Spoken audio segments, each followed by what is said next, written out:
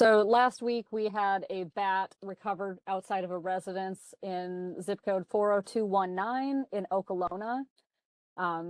There was no human exposure with the bat. They just found the deceased bat outside of their home.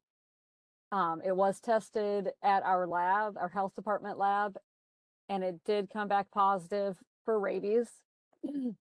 Luckily, there was no human exposure, so the person that found it did not have to go through PEP treatment. That is the first rabid bat that we have had this year so far. Last year, we did have 4 test positive in Jefferson County. So just 1 so far this year. Can I ask a question? Yeah, go for it. Okay, Yeah. awesome. Yeah. All right, so, in the email we got, there's a lot of kind of things, preventative measures and things like that. What do people do if they do encounter a dead bat or, just kind of that process? So if you encounter a dead bat outside of your home, just don't touch it. If you don't touch it, there's no need to seek medical treatment. There's no need to get any of the rabies vaccinations. So just leave the bat there and keep your pets away from it too. If you could use a shovel to dispose of it, but just don't touch it. That's our number one thing. If you wake up and there's a bat in your bedroom or there's a bat flying around your house, the bat's teeth are so tiny and fine and sharp. And if you don't know how long the bat has been in your home, we assume that there may have been an exposure with the bat when you were sleeping. So usually your medical provider or the health department will advise to start PEP treatment.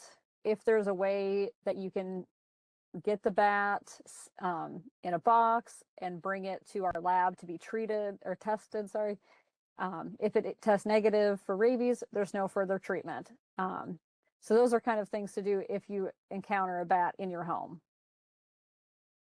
And what do the steps kind of look like if you do encounter a bat and you don't know the procedures and maybe you touch it or things like that? What are those steps when it kind of starts to get a little more serious?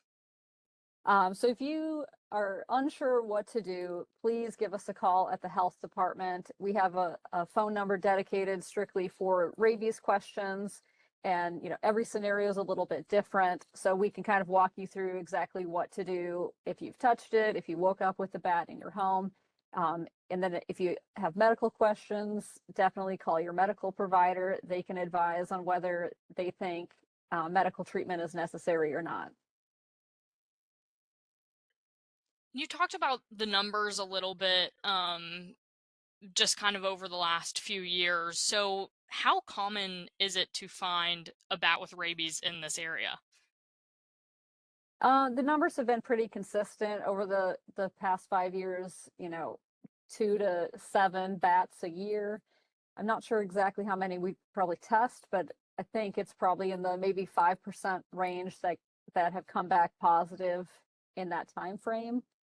But we assume that every bat could have rabies because that's the only way to prevent, a human from getting rabies is to express the highest amount of caution if you have a bat in your home. So we just unfortunately have to assume it has rabies to make sure that the human doesn't contract rabies.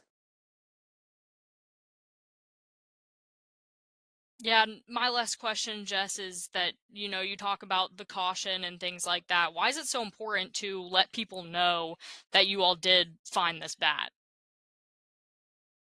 I think, this is the time of year when bats are most active.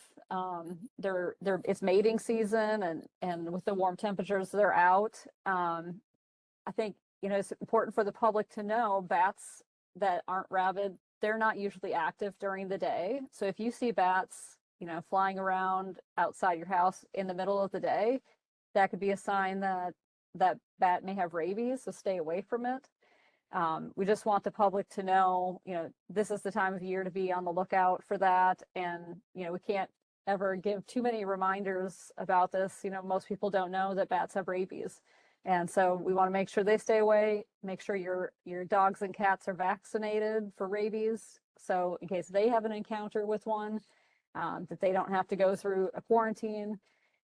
So we just want the public to be cautious over the summer months. How concerned should the public be about rabies found in bats at this moment? This was just our first for the year.